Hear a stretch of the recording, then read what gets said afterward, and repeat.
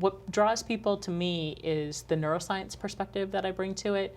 So some of these things that we learn from medical neuroscience and quantum physics very much can be applied. And when you speak that language, to put some not the really in-depth theory stuff, but when you put some language to these things, people get it.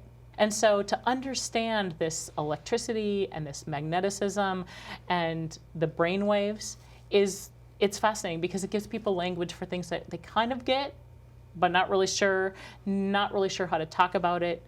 And because it's scientific, people, especially corporate people, I find really resonate with that, much more so. Because all of a sudden it's not soft skills anymore, it's brain skills. Right, exactly. And people get that.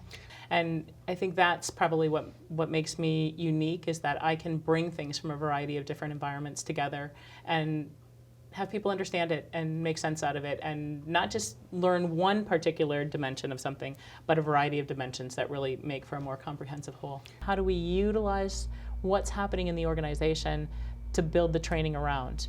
Because this is another piece of where the training and development world has gone wrong, is we go to a conference and we get inspired. We listen to a TED Talk, we get inspired. We learn a new training, we get inspired, and then we shut the notebook and we go back to work.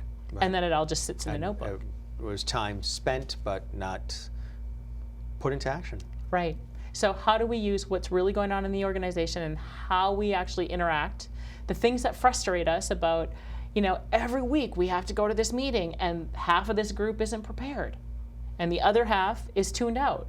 How do we bring people back to the same place, as an example? So how do you use what's really going on in the organization to incorporate the tools and the practicing and the role plays and things like this, and do it in such a way that we're all culpable. But initially what we'll do is we'll blame the other person. You're responsible, Jim, for my lot in life. Because I have a bad working experience, I have a bad environment at work, I can't move up, it's someone else's fault. Nothing that I could have said or done, or right, exactly. And the reality is passing the buck. It's usually us.